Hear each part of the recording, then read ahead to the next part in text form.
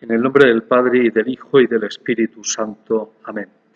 Ven, Espíritu Santo, llena los corazones de tus fieles y enciende en ellos el fuego de tu amor. Envía tu Espíritu y todo será creado, y renovarás la faz de la tierra. Padre nuestro que estás en el cielo, santificado sea tu nombre. Venga a nosotros tu reino. Hágase tu voluntad en la tierra como en el cielo. Danos hoy nuestro pan de cada día. Perdona nuestras ofensas, como también nosotros perdonamos a los que nos ofenden. No nos dejes caer en la tentación y líbranos del mal. Amén. Dios te salve María, llena eres de gracia, el Señor es contigo. Bendita tú eres entre todas las mujeres, y bendito es el fruto de tu vientre, Jesús. Santa María, Madre de Dios, ruega por nosotros pecadores, ahora y en la hora de nuestra muerte. Amén.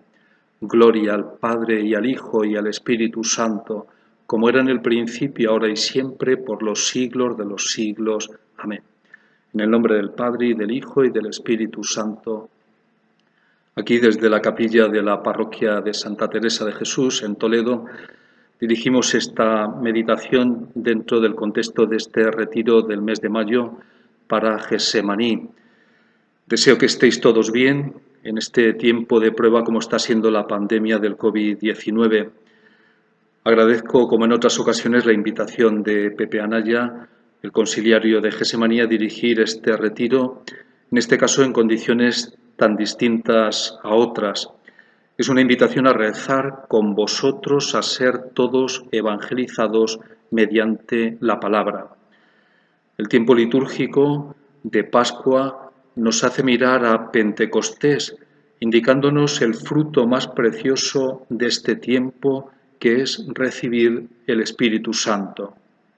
El Espíritu Santo viene a transformarnos, a ayudarnos a ver la realidad más allá de lo humano, a ofrecernos una visión sobrenatural de la vida. ¿Cuánto necesitamos en este momento ser iluminados por el Espíritu Santo? Podemos tener muchas preocupaciones, una visión solo humana de lo que estamos viviendo, más allá también de lo que está siendo este contexto de la pandemia, nuestra etapa de vida, y es necesario que el Espíritu Santo nos ilumine para hacer un buen discernimiento de cómo seguir viviendo, de cómo ser felices en el Señor, de cómo vivir santificándonos, agradándole, haciendo el bien, transmitiendo la bondad que Dios tiene en sí mismo. ¿Cómo estás? ¿En qué sientes más la necesidad del Señor? ¿Haces presente a Dios en tus dificultades, es decir, confías en Él, como dicen algunos, de verdad? Algunos dicen, sí, yo confío, pero da la impresión que no es de verdad, que no es del todo, que me falta mucho. Asimismo, en este tiempo de Pascua, venimos escuchando al Señor que nos habla de cómo quiere transmitirnos su paz y la alegría de la resurrección.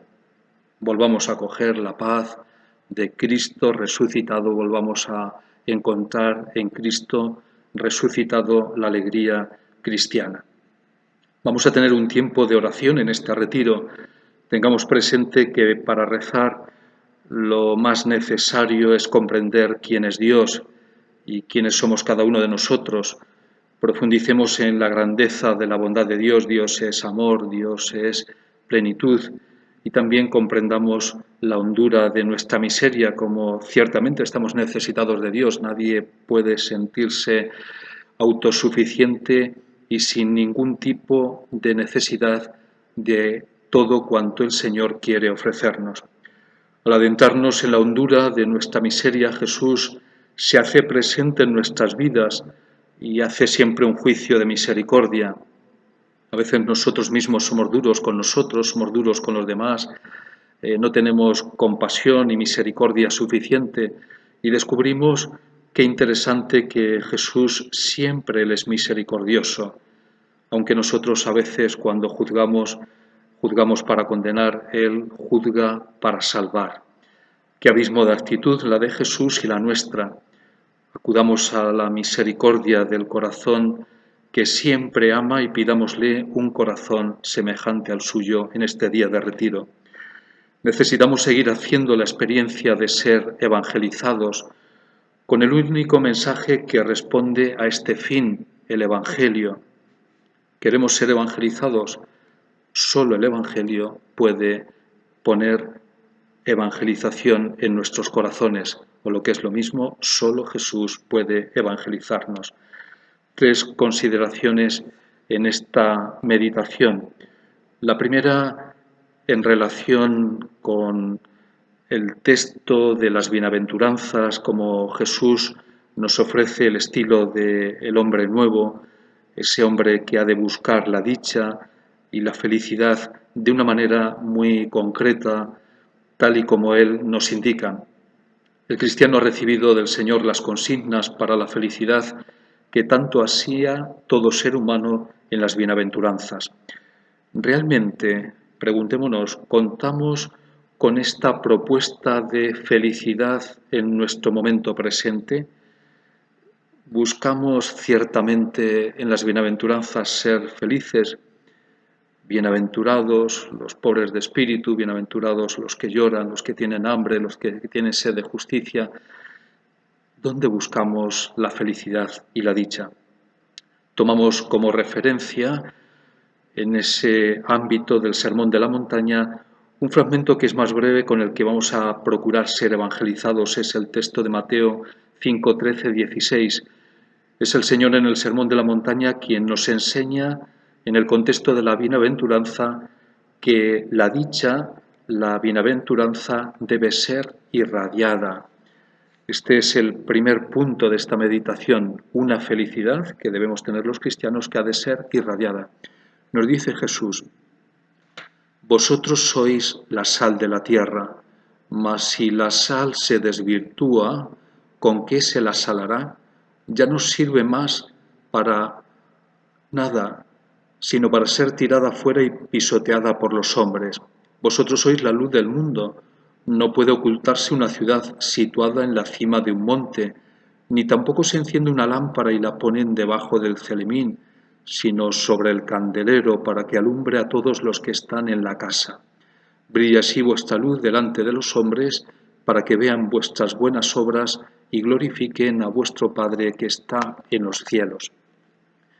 Este es el texto con el que deseamos ser especialmente evangelizados en este día de retiro. Vosotros sois la sal de la tierra, pero si la sal se vuelve sosa, ¿con qué la salarán? Jesús nos invita a dar sentido a la vida, a nuestra vida, y ayudar a que la vida de los demás también tenga un gran sentido. Nos invita a preguntarnos y a responder. Es el no vegetar, es el irradiar alegría y paz, ser ayuda para los demás. Es una tarea bonita, es una tarea preciosa ser sal y luz, pero hemos de conservar las propiedades que hagan posible ese salar e iluminar. Jesús se dirige explícitamente a sus discípulos, les habla de su misión en el mundo, ser la sal de la tierra y la luz del mundo. Jesús nos propone con dos imágenes muy sugerentes, la sal y la luz, lo que debe ser nuestra vida. ¿Te has preguntado, te preguntas con suficiente frecuencia si tú eres sal, si tú eres luz? ¿Tu vida tiene una determinación suficientemente clara para que quien se acerque a ti pueda ver que eres sal y luz? ¿Tu vida resplandece por la luz de Cristo? Jesús también utiliza un proverbio: no se puede esconder una ciudad edificada sobre un monte. Nadie podría imaginar ocultar la ciudad de Toledo. Cuando nos vamos adentrando a este lugar de esta bella ciudad, entremos por la carretera que entremos, es muy difícil ocultar la ciudad. Está en un lugar muy visible, es imposible pretender ocultarla. No se puede esconder una ciudad edificada sobre un monte. Y una clara conclusión es: así pues debe brillar vuestra luz ante los hombres, para que vean vuestras buenas obras y glorifiquen a vuestro Padre que está en los cielos. No podemos, no debemos ocultar la luz que como cristianos hemos recibido. Ha de estar colocado todo nuestro ser, toda nuestra actividad, toda nuestra vida en un lugar que los demás puedan ver quiénes somos. La aplicación a la vida de los discípulos expresa el sentido de todo el pasaje. Es por el testimonio de las buenas obras como los discípulos podrán salar la tierra e iluminar el mundo, por el testimonio de las buenas obras. Cada día son muchas, son importantes, son innumerables las buenas obras con las que podemos dar testimonio a los demás. Fijémonos en eso de ser sal y ser luz en el mundo. La sal cumple varias funciones, como sabemos, dar sabor, conservar los alimentos. El significado es que así como la sal es necesaria e insustituible en la alimentación cotidiana, así los discípulos tienen en el mundo una función única y necesaria. Nuestra función en la sociedad es necesaria. Son a la humanidad universal lo que la sal a los alimentos. Son fuente de sabor. Estamos siendo fuente de sabor en nuestras propias casas, en nuestras familias, en nuestros lugares de trabajo, en nuestros movimientos, en nuestros grupos. Estamos siendo fuente de sabor en lo que es la sociedad, en todas aquellas organizaciones en las que podamos estar presentes y donde convivimos y estamos con los demás. Como la sal se vuelve sosa, los discípulos que no cumplen con su misión de salar la tierra, irradiando con sus buenas obras, no pueden ser ni sentirse realmente discípulos si no estamos cumpliendo esta labor, esta tarea que nos pide el Señor, que es irradiar luz, es poner sabor en el mundo.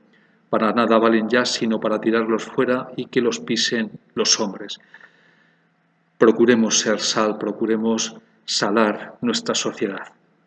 Ser luz del mundo. Jesús habla con la metáfora de la luz como era habitual en el judaísmo y en el Antiguo Testamento, una metáfora que se aplica a Dios mismo, al pueblo de Israel, a la ley y a Jerusalén.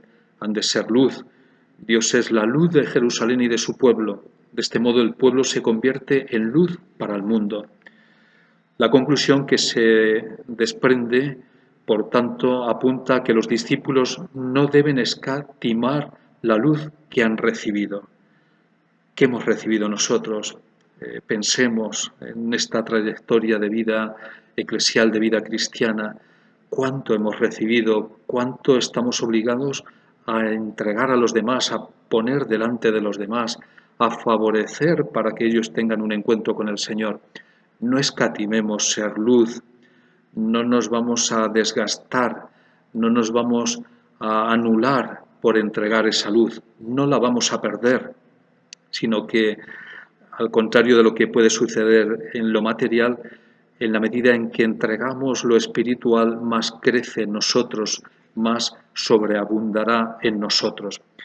Ser discípulo es ser testigo, testigo con las buenas obras, que engloba lo que se describe a continuación bajo el término de justicia.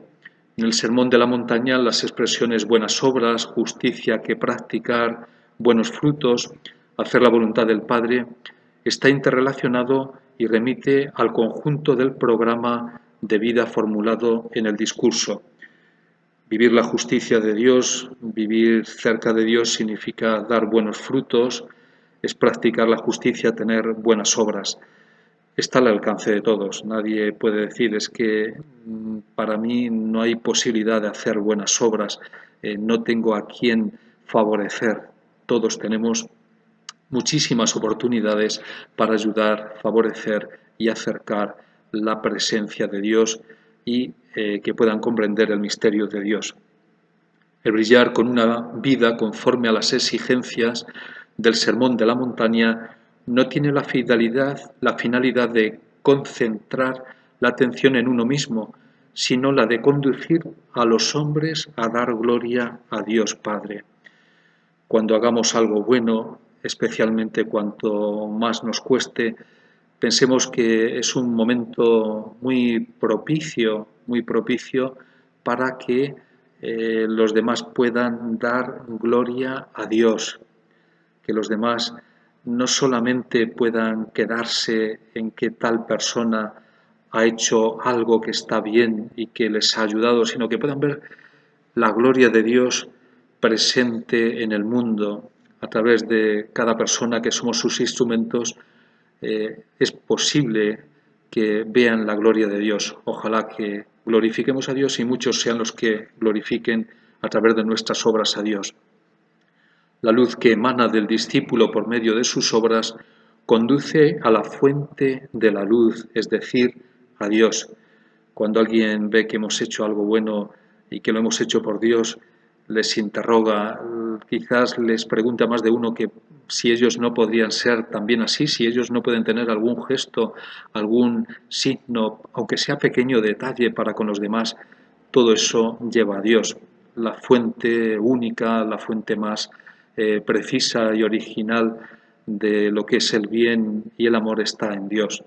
Todo aquello que hagamos conduzca a los demás a esa fuente que es Dios.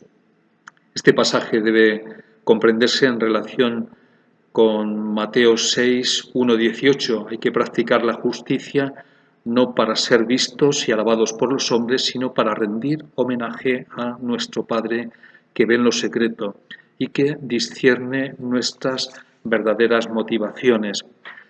Ser y obrar según las bienaventuranzas y según una justicia que llega hasta el amor a los enemigos. Es algo que choca con el mundo, lo mismo que choca la luz con las tinieblas.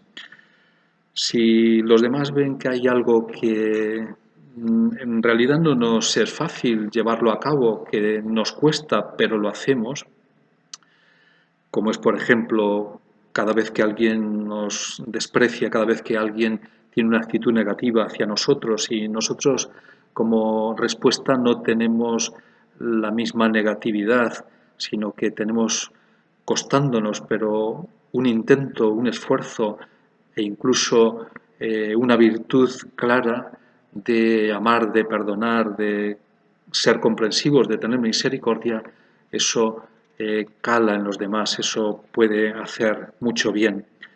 Este estilo de vida del discípulo conduce a dos reacciones posibles, al rechazo y a la persecución o al despertar a Dios. Cuando la gente nos vea que actuamos cristianamente, nos van a rechazar, nos van a despreciar, van a decir incluso que quienes han creído que son estos, aunque todos al final van a comprender que si ciertas cosas las vivimos como las vivimos, no ha sido con nuestra propia y única capacidad, sino que ha sido sobre todo por el poder de Dios, Dios que actúa en nosotros, Dios que actúa en personas pobres, con miserias, pero que Dios hace su obra en nosotros. Habrá en algunas ocasiones rechazos y persecución y en otras habrá un despertar de Dios. Habrá un deseo de ese Dios al que nosotros amamos, al que seguimos, al que tenemos en el corazón, ese Dios que pueden percibir aun en medio de dificultades que en nosotros hay una felicidad que es profunda, que no es pasajera, no es la felicidad de lo inmediato, sino que es la felicidad de aquello que permanece. Esa es la bienaventuranza, esa es la dicha, esa es la felicidad que el Señor nos propone. El pasaje subraya que el discípulo no puede elegir, sino que ha de dar testimonio con las obras. Nosotros no podemos decir como cristianos, bueno, a ver, este año, este mes, este día, esta semana, voy a elegir entre tener buenas obras o malas, o ser personas que tienen grandes faltas de misión. No podemos elegir. Debemos buscar las buenas obras, debemos estar siempre despiertos y vigilantes, como ahora referiremos de inmediato. Debemos estar espabilados para que lo que a nosotros corresponde como hijos de Dios, que es ser semejantes, parecernos cada día más a nuestro Padre, puedan verlo los demás. Y esto tiene también unas aplicaciones en lo personal. Si todo lo que hemos dicho tiene unas aplicaciones en lo familiar, tiene unas aplicaciones en nuestros movimientos y grupos podemos decir que tiene unas aplicaciones inmensas también para lo que es toda la Iglesia. La Iglesia de la que se habla es una Iglesia que está en el mundo, debe estar en el mundo, pero no lo es convirtiéndose en mundo, no disolviéndose en el mundo, sino conservando su propia identidad.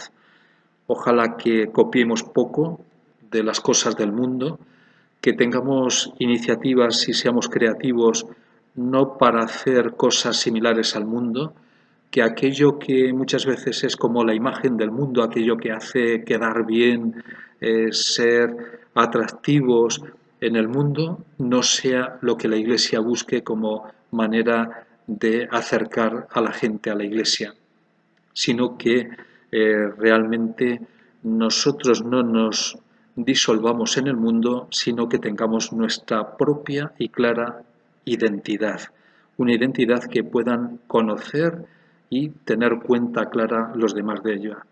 La Iglesia, si pierde su condición de contraste y se acomoda a este mundo, se hará insípida. Y a lo largo de la historia de la Iglesia se ha visto en multitud de ocasiones como a veces intentos de evangelización, intentos de presentar el Evangelio, se han convertido en insípidos porque las personas que han intentado esas iniciativas no han mantenido la suficiente identidad en relación con el Evangelio y con la enseñanza del Señor. Esa manera sería la de apagar la luz sin darnos cuenta. Iríamos poco a poco apagando la luz de la palabra en nuestra sociedad. Hemos hablado de lo importante que es en un primer momento irradiar la felicidad, irradiar la luz, ser sal. Vamos ahora a tener presente unas palabras del Papa Francisco en su exhortación Gaudete exultate, alegraos y regocijaos, una expresión que es la expresión la corrupción espiritual. Es una expresión que suena, y lo es, fuerte. Vamos a dejar ahora la reflexión directa sobre el texto en el que estábamos siendo evangelizados de Mateo 5, 13, 16, ser sal y luz, para fijar y poner nuestra atención en este texto del Papa Francisco y que viene a ayudarnos a mantener la identidad, a que podamos perder todas nuestras seguridades personales para que nuestra seguridad esté en el Señor. Corrupción espiritual, esto suena fuerte, para adentrarnos en la constatación de que hay una forma de no ser luz, de no irradiar la bienaventuranza que nos propone el Señor. Podemos ser luz, pero puede haber también una corrupción espiritual.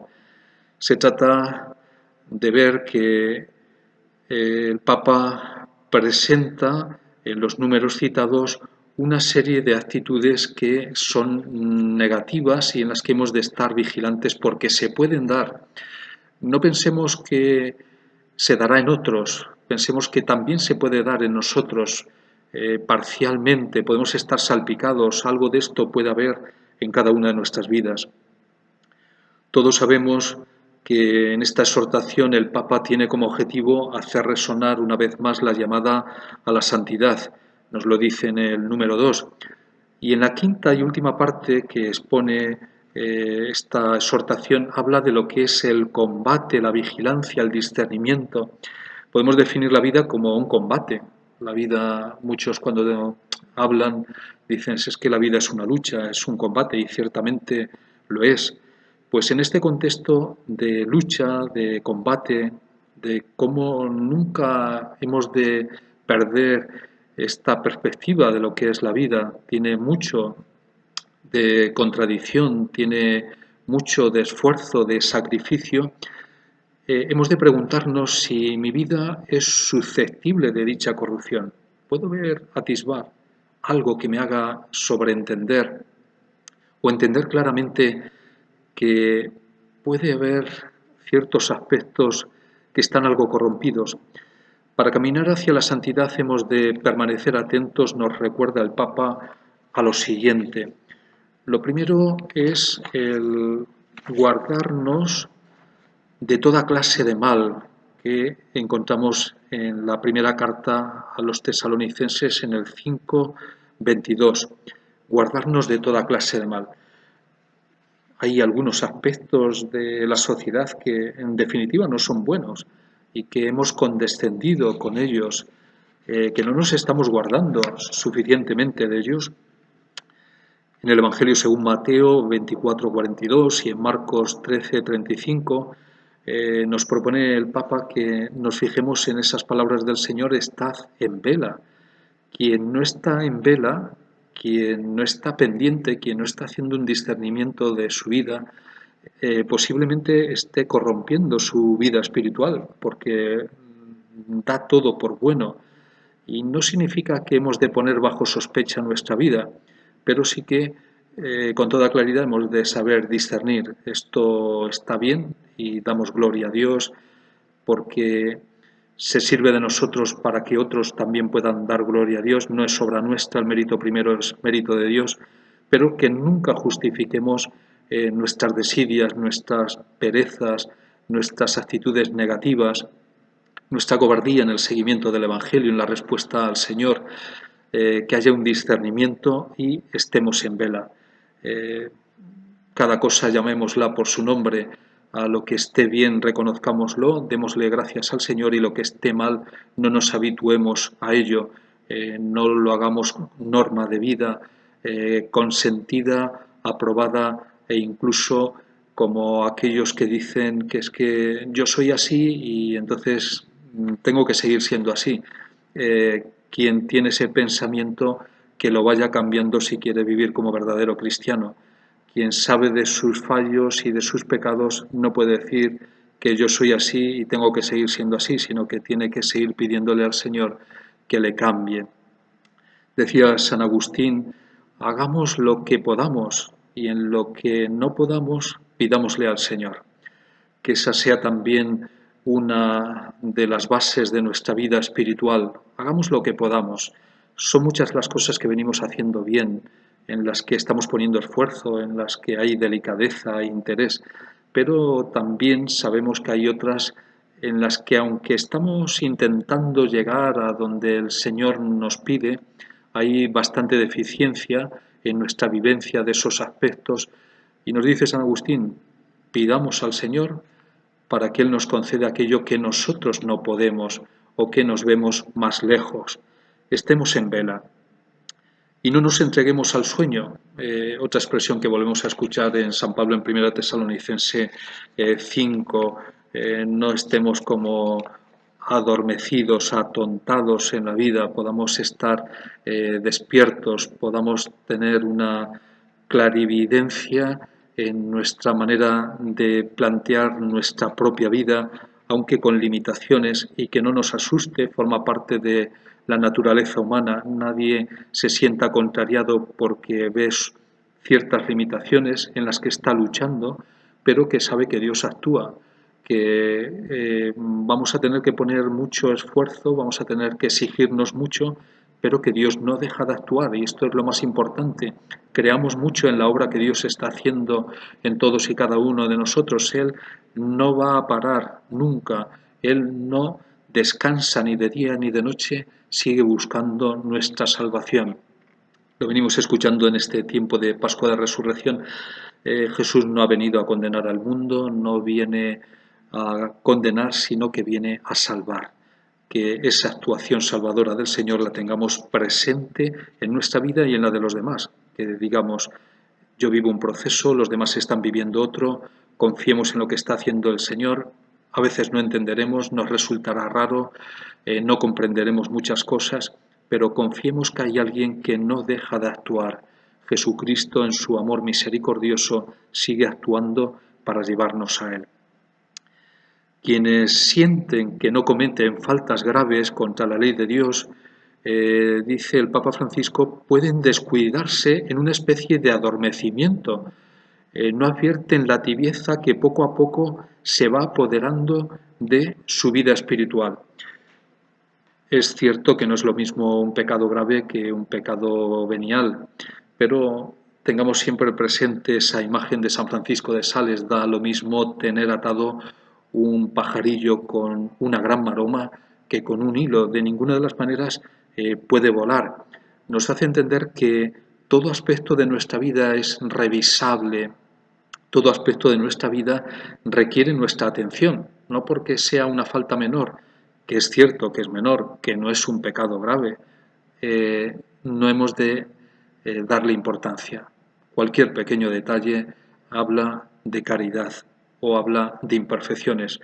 Cualquier delicadeza que tengamos habla de una persona con virtud. Cualquier pequeño detalle que habla de ofensa a los demás habla de falta de virtud y de falta de delicadeza. La corrupción espiritual. ¿Qué valoración moral podríamos decir así hace el Papa?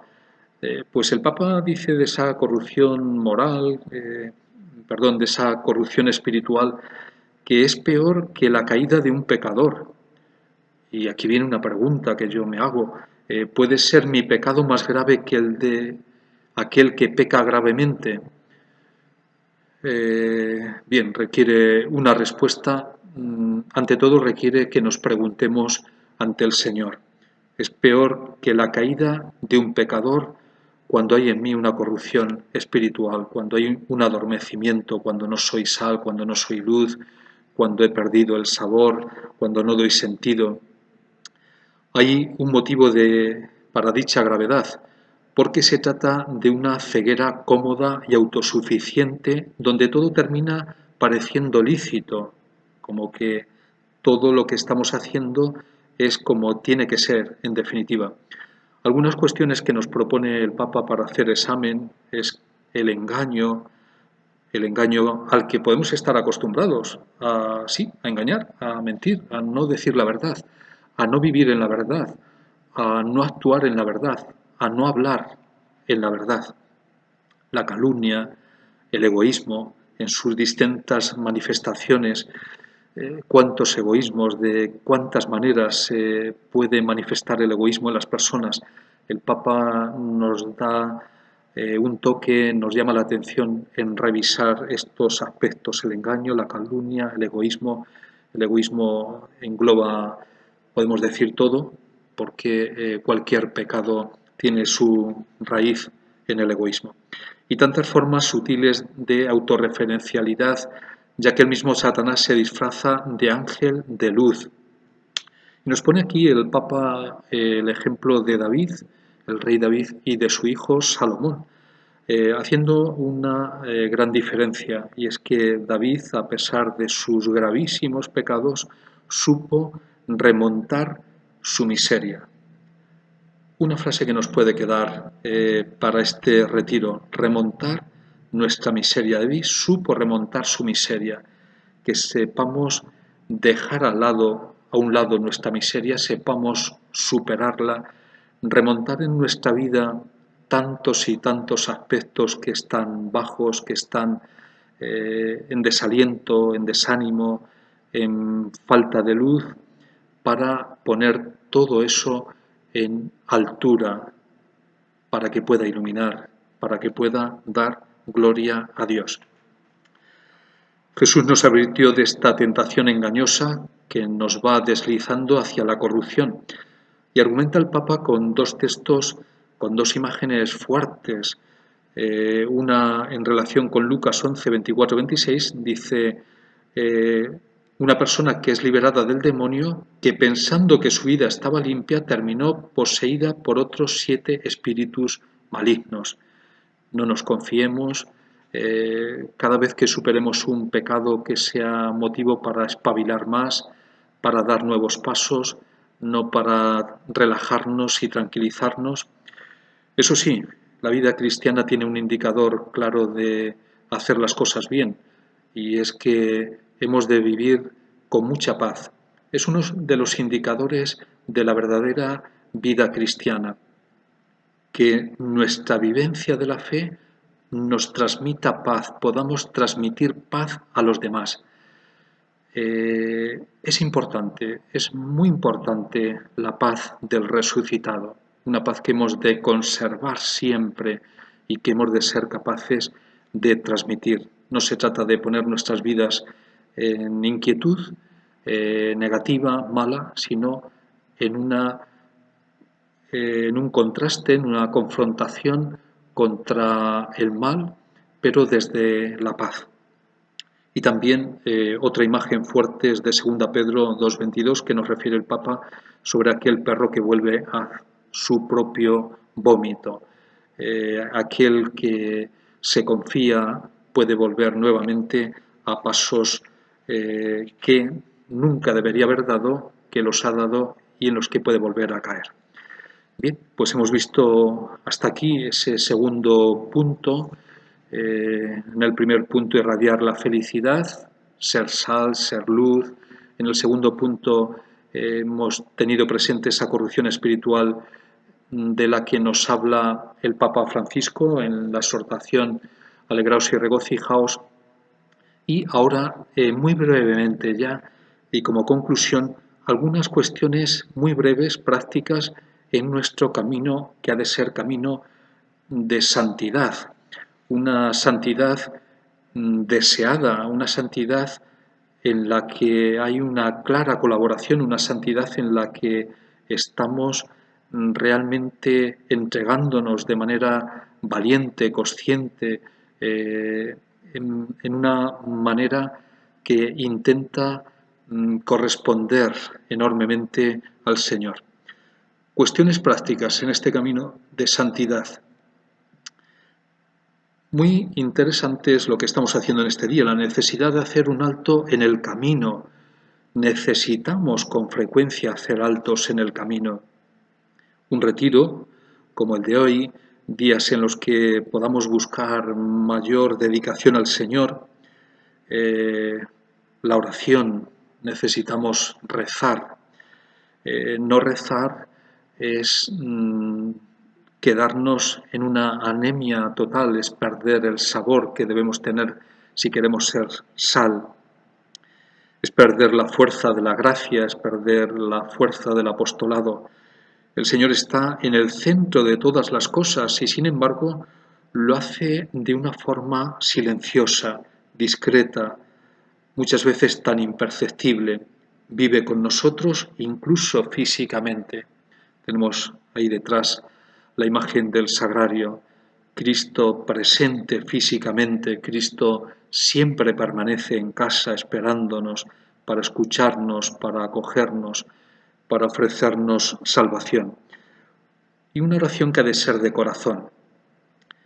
Por tanto, necesitamos hacer altos en el camino. Esta situación de la pandemia quizás sí, a unos sí, a otros quizás no, depende de sus circunstancias, les haya podido dar un poco más de recogimiento y de silencio. A algunos sí, a otros no.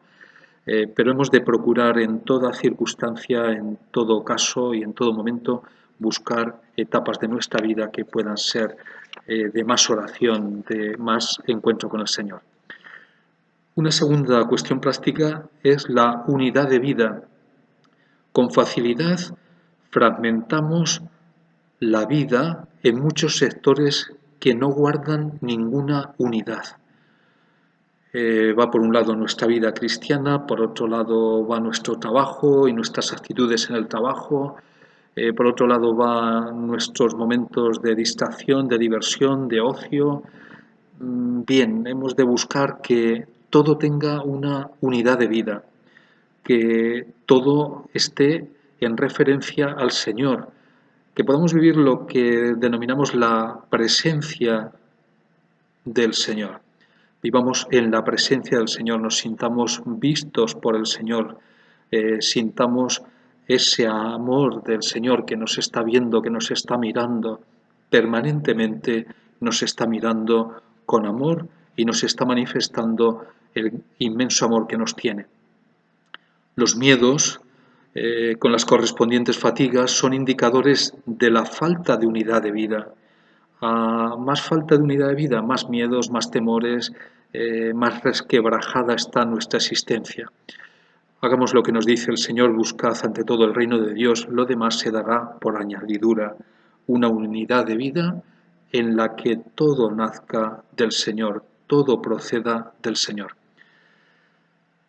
También muy importante, una tercera aplicación práctica para ser luz, para alejar de nosotros toda corrupción espiritual, es la oración por los demás, el ser intercesores de los demás. Ahí sí que hay posibilidad de una verdadera espiritualidad, ser intercesores. No pidamos solo y exclusivamente por 4 cositas, intercedamos por todos. Rezar por las incontables necesidades, que queramos llevar a todos hacia Dios. Dios oye siempre nuestras plegarias.